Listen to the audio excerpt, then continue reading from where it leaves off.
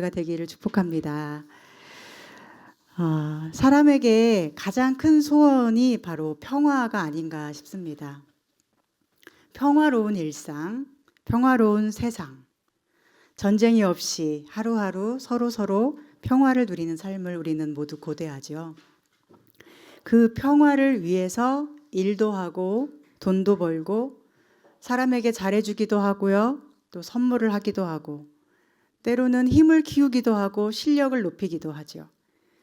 왜냐하면 뭔가를 많이 갖추면 갖출수록 평화를 누리기가 쉽다고 여기기 때문입니다. 평화라는 단어 자체가 히브리어로는 샬롬이고 그 뜻은 충만함, 완전함, 조화로움, 온전한 상태를 의미하기 때문에 뭔가를 많이 가지고 싶어 함으로써 평화를 얻으려고 하는 우리 마음의 흐름은 어쩌면 당연한 것이 아닌가 싶습니다. 그런데 오늘 하나님께서는 누구에게 평화의 언약을 주시냐면 오늘 본문 12절에 보면 비느하스에게 주신다고 하십니다. 무언가를 많이 가지고 있는 사람에게가 아니라 비느하스와 같은 사람에게 평화의 언약을 주시고 그 약속을 지켜주신다는 말씀이에요. 비느하스는 누구일까요? 제사장 아론의 아들인 엘르아살의 아들, 즉 아론의 손자입니다. 그래서 그는 자동적으로 할아버지와 아버지에 이어서 제사장직을 물려받게 되어 있었어요. 그런데 하나님은 내가 그에게 내 평화의 언약을 주리니 하시면서 그 평화의 언약이 뭐냐면 바로 영원한 제사장 직분의 언약이라고 말씀하세요. 어차피 물려받게 되어 있는 제사장직이잖아요. 그런데 하나님은 바로 그것이 하나님이 주시는 평화의 언약이라고 하세요. 무슨 뜻일까요? 이미 받기로 돼 있는 제사장직이지만 그 제사장 직분을 하나님이 영원히 지키시고 또 인정해 주시고 그와 영원히 함께 하신다는 약속을 주시는 것이죠. 즉 그의 삶에 가장 그가 필요로 하는 평화, 그 평화를 하나님이 영원히 주시겠다는 것입니다. 한치 앞을 알 수 없는 우리의 현실 세계 속에서 내일 일을 염려하고 걱정할 수밖에 없는 인생이지만 하나님께서 친히 내 삶을 인도하시고 채우시고 지켜주신다는 약속을 이루시는 것, 그 평화, 그 샬롬을 하나님은 지금 비느하스에게 주신다는 것입니다. 오늘 우리도 평화를 간절히 원하는데 평화를 주시는 분은 누구입니까? 하나님이시죠. 돈님이 아니고 직장 상사님이 아니고 사장님이 아니고 세상의 성공님이 아니고 오직 하나님만이 우리에게 평화를 주시는 분임을 인정하는 우리의 믿음 되기를 소망합니다. 그렇다면 비느하스는 어떻게 그런 평화의 약속을 얻었을까요? 우리는 어떻게 하면 하나님이 주시는 온전한 평화, 이 샬롬을 누릴 수 있을까요? 비느하스가 평화의 언약을 받은 계기는 바로 1절부터 나오는 바알부올 사건을 잘 처리해서입니다. 바알부올 사건이 무엇입니까?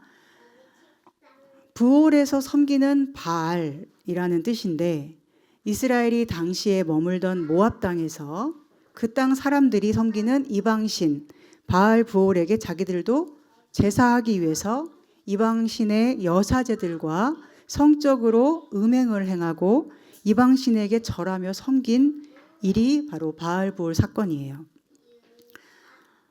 여기서 중요한 것은 그곳의 여사제들과 음행했다라고 우리는 자꾸 생각을 하는데요.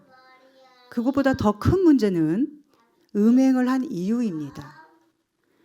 이방신에게 절하며 섬기기 위해서 음행을 한 것이 문제죠. 하나님은 질투의 하나님이셔서 하나님 아닌 다른 우상을 섬기고 사랑하는 것을 가장 싫어하세요. 그런데 바로 그 일을 백성들이 행하려고 그 방법으로 여사제들과 음행을 행한 것입니다. 이 일로 하나님이 진노하셔서 모세에게 명령하시기를 백성의 지도자들을 죽여 사람들이 다 보는 곳에 목을 매달아 놔라 하셨어요. 그 일을 모세가 실제로 했는지 안 했는지는 기록되어 있지 않지만 모세도 재판관들에게 명령하기를 바알브올에 가담한 자들을 죽이라고 말합니다. 죽이라, 매달아라 명령은 나오는데 실행은 나오지 않아요. 아마도 아직은 실행을 하지 않은 상태일 것 같아요. 그런데 그렇게 죽이지는 않았을지라도 그때부터 어떤 일이 벌어지나요? 이스라엘 백성들이 있는 곳에 연병, 즉 어떤 전염병이 퍼지기 시작해서 사람들이 죽어나간다는 것이죠.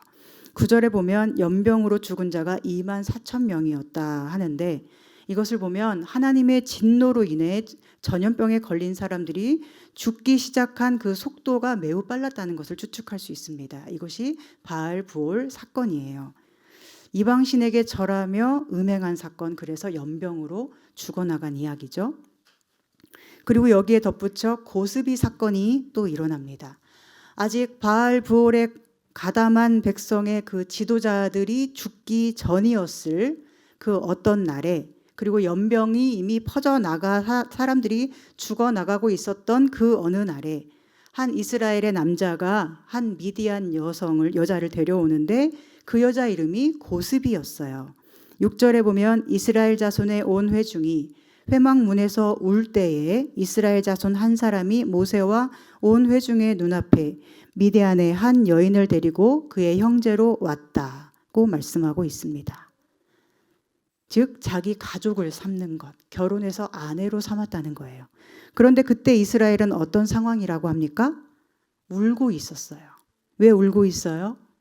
하나님의 진노로 지도자들이 죽임을 당해야 되고 목이 매달려 모든 사람 앞에 보여져야 되는 상황이고, 게다가 이미 연병이 퍼져서 사람들이 많이 죽어나가고 있고 누가 언제 죽을지 모르고 사랑하는 사람들이 하나둘, 가족들이 하나둘 죽어나가는 상황을 보고 있었기 때문이에요. 그렇게 울고 있는 상황에서 이제라도 회개하고 돌이켜도 부족한 이때에 엉뚱하게도 이스라엘 남자 한 사람이 일을 터뜨리는 거죠. 모든 회중이 보는 눈앞에서 너무도 당당하게.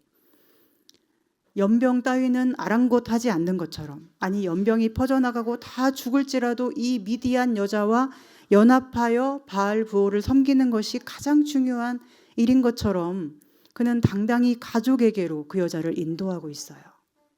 왜 이렇게 했을까요?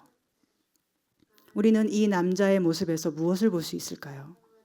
이 남자의 이름은 뒤에 보면 시므리라고 적혀 있는데 지도자 중에 한 명이에요. 그러니 자기도 죽이라는 명령에 포함되어 있는 상황이죠. 그런데 죽이라는 명령이 이미 떨어졌고 자기가 그 대상 중 하나인데도, 연병이 퍼졌는데도 별로 두려워하지 않고 떨지 않고 여전히 미디안의 바알브올에게 가담하고 그 여자 중 한 명을 데려다가 가족으로 삼았어요. 왜였을까요? 그 여자를 너무 사랑해서일까요? 그 여자가 너무 예뻐서일까요? 그 여성의 매력에 푹 빠져서 헤어나오지 못하는 것일까요? 그랬을지도 모르겠지만 저는 여기서 더 깊은 인간의 욕망을 발견하게 되었습니다. 그것은 바로 끊임없이 바알과 연합하고 싶은 마음의 욕심입니다. 바알과 연합함으로써 두려움을 이기고 평화를 누리고 싶은 것 말입니다. 여러분, 바알은 무슨 신이죠? 바알은 풍요와 다산의 신을 상징해요.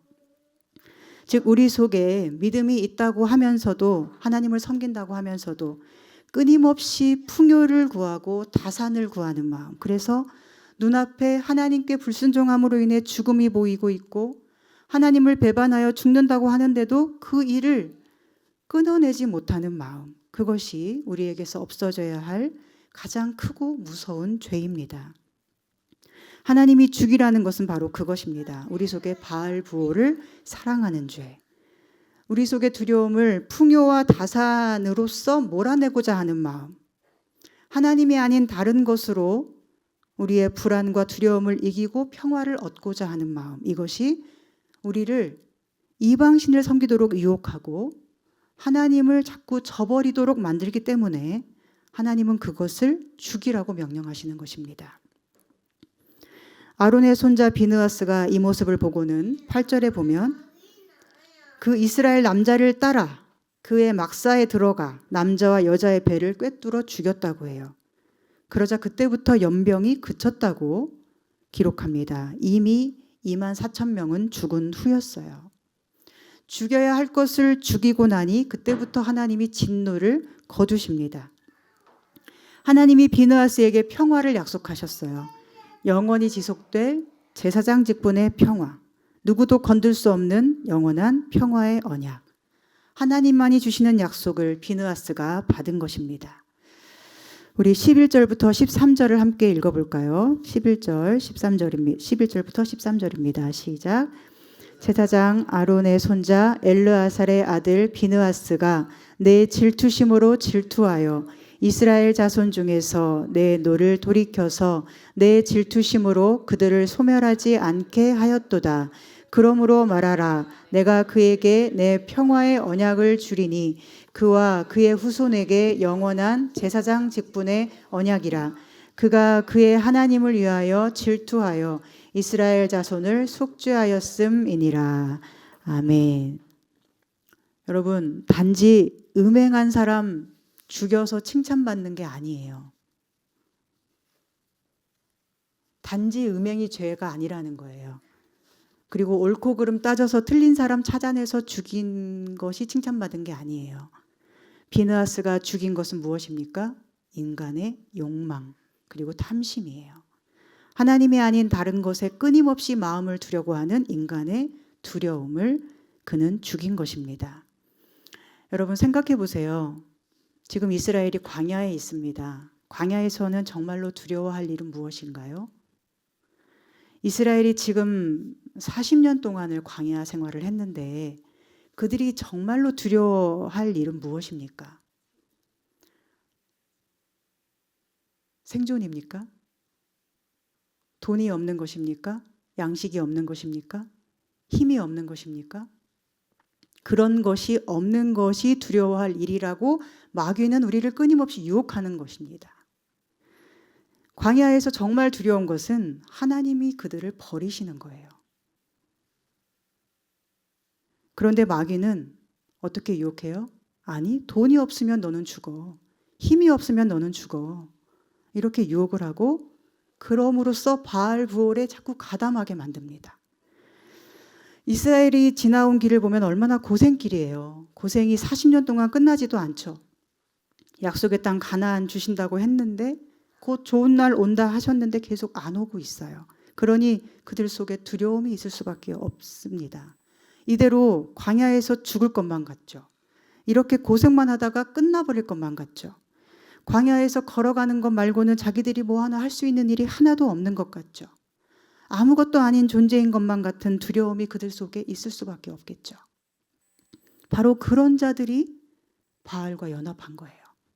연병이 왔는데도, 수많은 사람이 죽었는데도, 그런데도 또 연합하고 또 연합하고, 그 연합을 부끄러워하는 것이 아니라 오히려 모든 사람 앞에 자랑스럽게 생각하고, 그렇게 연합하는 것이 살 길이라고 굳게 믿으며 당당하게 행동한 그 사람이 바로 고스비와 연합한 이스라엘 남자 시므리예요. 비느하스가 그들을 죽임으로써 하나님은 비느하스를 칭찬하십니다. 사람을 죽이는 것이 원래는 잘한 일이라고 칭찬받으면 안 되는 것인데 오히려 벌을 받아야 마땅한데 이 일은 칭찬을 받고 있어요. 그 이유는 사람을 죽인 것이 잘해서가 아니라 우리에게서 하나님을 떠나가도록 만드는 모든 일을 우리가 비느하스처럼 철저히 죽이고 잘라내야 함을 의미하는 것입니다. 생각해 보면 이스라엘에게 하나님이라는 존재는 그들의 전부였죠. 그렇지 않습니까? 애굽에서 노예로 살아갈 때 강한 손과 큰 권능으로 기적적으로 바로의 손에서 그들을 탈출시키고 살게 하신 분이 누구입니까? 하나님이시죠. 홍해라는 거대한 바다 앞에 막강한 군대가 쫓아올 때 이제 꼼짝없이 죽겠구나 할 때도 그들을 구원하신 분이 누구입니까? 하나님이시죠. 광야에서 물도 없이 먹을 것도 없이 배고프고 목말라 허덕일 때에 그들을 40년 동안 내내 먹이시고 입히시고 발에 신이 떨어지지 않게 하신 분 누구십니까? 하나님이십니다. 즉 하나님이 없이는 한순간도 살 수 없는 그들이었어요. 그리고 하나님이 떠나가시면 정말로 그들은 광야에 버려지는 고아가 되는 것이에요. 그렇다고 애굽에 돌아가면 살 수 있습니까? 애굽의 노예로 산다는 것은 그래도 소속감이 확실합니까? 소속감이 확실해서 잘하는 것입니까? 이 세상에는 애굽의 노예로 살아가면서도 자기가 대단히 소속감이 있는 것처럼 착각하는 사람들이 굉장히 많이 있습니다. 돈의 노예, 권력의 노예, 힘의 노예, 정욕의 노예. 온갖 노예들이 겉으로는 아닌 척 치장하며 살아가죠. 에베소서 2장 2절부터 3절에는 이렇게 말씀해요. 그때 너희는 그 가운데서 행하여 이 세상 풍조를 따르고 공중의 권세 잡은 자를 따랐으니 곧 지금 불순종의 아들들 가운데서 역사하는 영이라.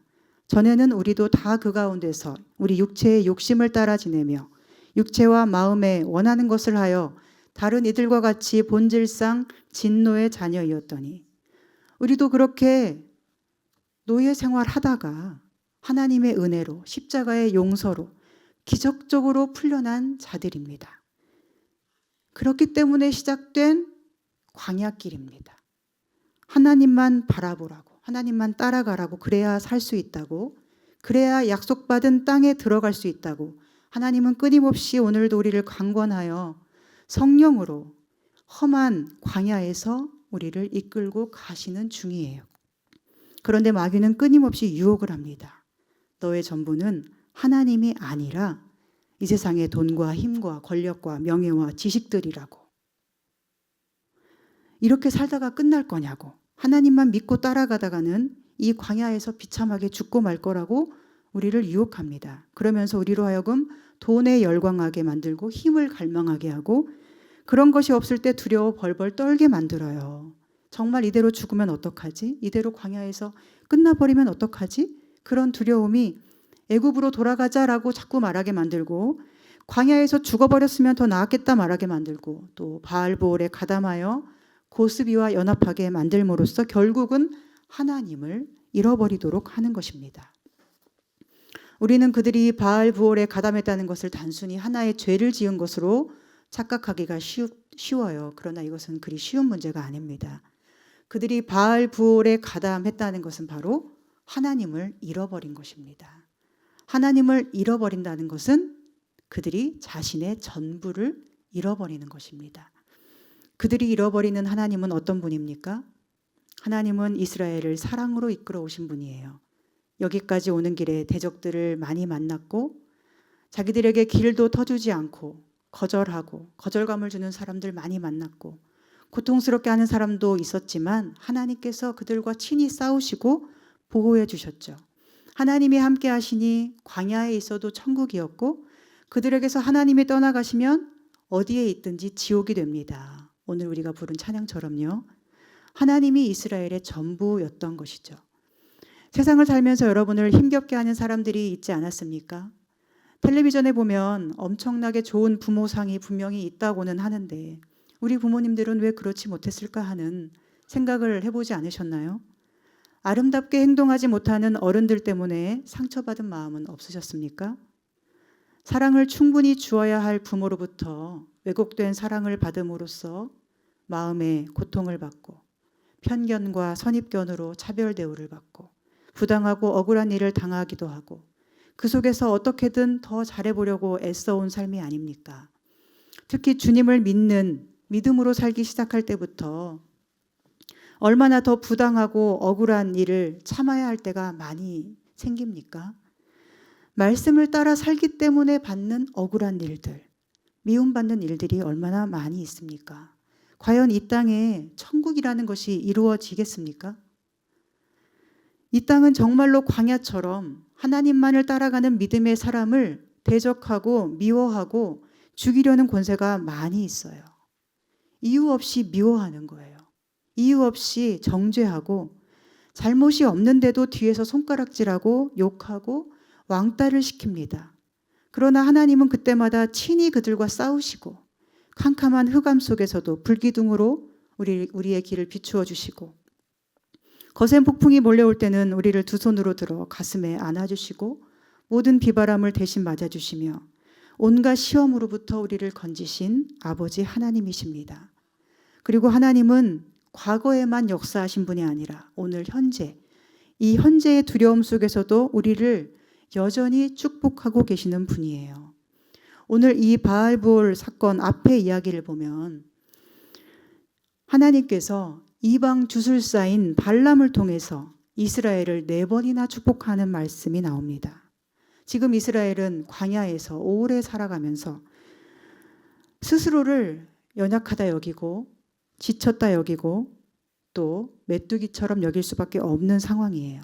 광야에서 성막을 따라 터벅터벅 어쩌면 지친 몸을 이끌고 걸어가는 것밖에는 할 수 있는 게 없는 사람들이에요. 먹을 것도 마실 물도 자기 힘으로는 구할 수가 없고 다 하나님이 은혜를 주셔야만 가능한 삶이에요.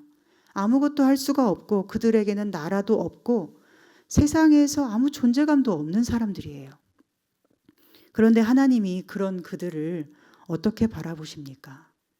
그들 스스로는 모르고 있고 또 서로를 바라볼 때에도 별 감흥이 없이 보잘것없는 사람들처럼 여겼겠지만 하나님은 이방 점술사인 발람을 통해서까지도 그들의 실상이 어떤지를 보여주십니다.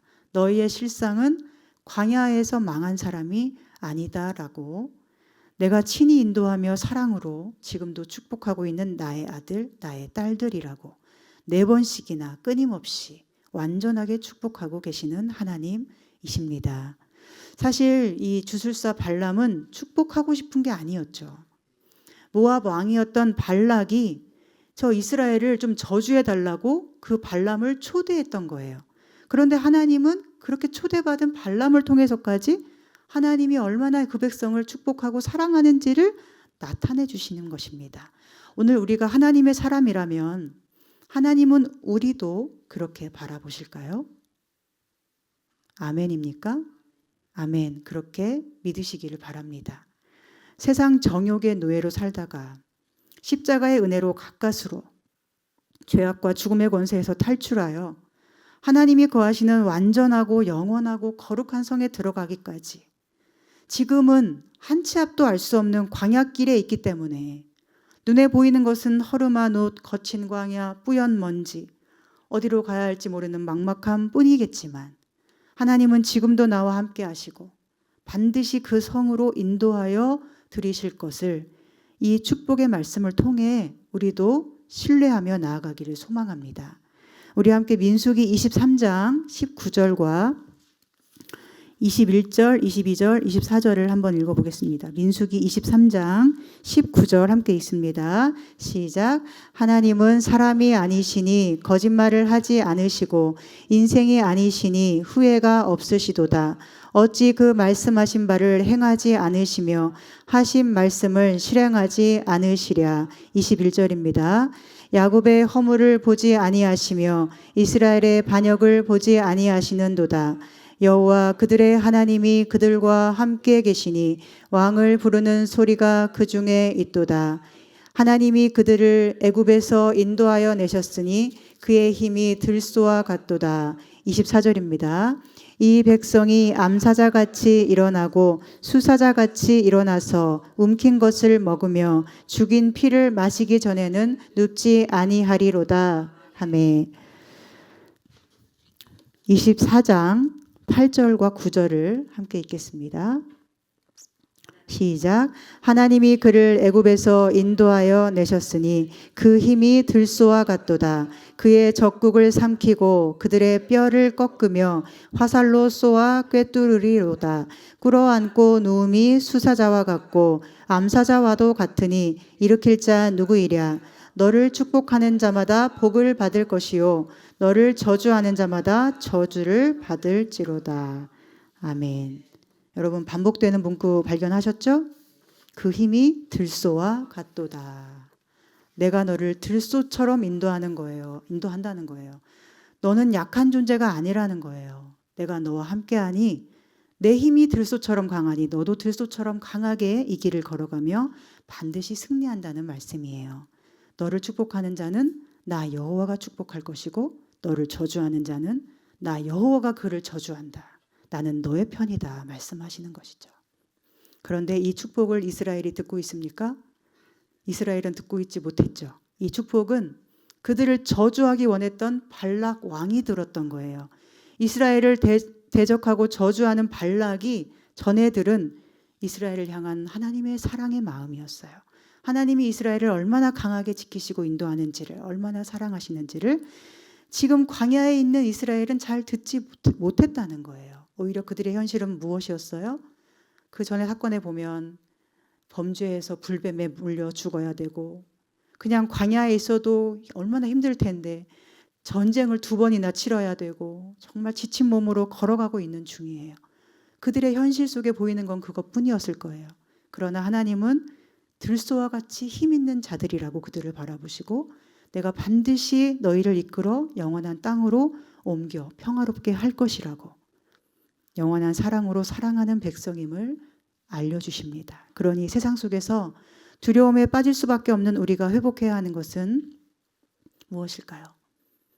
이러한 하나님으로 나는 충분합니다라는 믿음을 회복해야 합니다.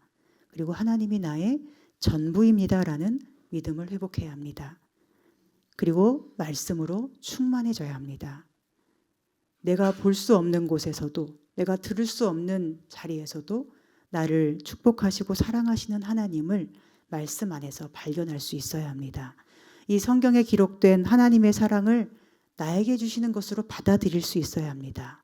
그래야 우리는 바알부올을 버리고 하나님께만 나의 온전한 사랑을 드리며 하나님의 평화를 누릴 수 있기 때문이에요. 에베소서 6장 10절부터의 말씀을 보면 사도 바울이 그리스도인의 무기에 대해서 이야기하는데, 그 무기는 바로 4글자예요. 바로 전신갑주죠. 마귀의 간계를 능히 대적하기 위해서는 전신갑주를 입으라 말씀해요. 이 광야 같은 인생길에서 하나님 품에 이르기까지 바알부올에 연합하지 않고 또 고스비 사건에 유혹당하지 않으며 끝까지 하나님만이 나의 전부입니다 고백하려면 전신갑주는 필수품이라는 거예요. 여러분, 전신갑주가 어떻게 구성되어 있는지 아세요? 진리의 허리띠, 의의 호심경, 호심경은 가슴을 보호하는 금속 장치 같은 그런 것이죠. 평안의 복음의 신발 신으라. 그리고 이 모든 것 위에 뭘 가져요? 믿음의 방패를 가지고, 그래야 악한 자가 쏘는 화살을 피할 수 있다. 머리에는 구원의 투구를 써야 된대요. 손에는 성령의 검, 곧 말씀을 가지래요. 그러면 이 어둠의 세상 주관자들과 하늘에 있는 악한 영들을 상대하여 능히 대적하고 모든 일을 행한 후에 견고히 설 수 있다고 말씀합니다. 저는 이 전신갑주가 참 중요하다고 생각해요. 진리는 우리 안에 있으니, 그렇죠? 그 진리에 허리를 고정하고 단단히 서 있어야 돼요. 십자가의 공의가 우리를 구원했으니 우리는 내가 의로워서가 아니라 우리 예수님의 의로우심으로 우리가 이미 보호받고 있음을 알아야 돼요. 우리 발은 평안의 복음의 신발을 신고 다른 평안이 아닌 복음이 주는 평안으로 든든히 서 있어야 합니다. 머리에는 구원의 투구를 쓰고 우리 생각을 지켜내야 돼요. 나는 구원받은 사람이다. 이런 마음을 잃지 말아야 한다는 것입니다. 그리고 중요한 게 있죠. 앞에 있는 모든 것, 진리의 허리띠, 의의 오심경, 평안의 복음의 신발, 구원의 투구, 이런 것들은 하나님께서 십자가의 은혜를 믿는 자에게 이미 주신 튼튼한 갑옷이에요. 그렇죠? 믿는 자는 이미 이렇게 전신갑주를 입고 있어요. 그런데 싸워야 하는 우리가 손에 들어야 될 무기가 2가지 있죠. 그것은 바로 믿음의 방패와 성령의 검, 곧 하나님의 말씀이에요. 믿음의 방패를 들어야 마귀가 쏘는 온갖 불화살을 소멸한다고 말씀해요.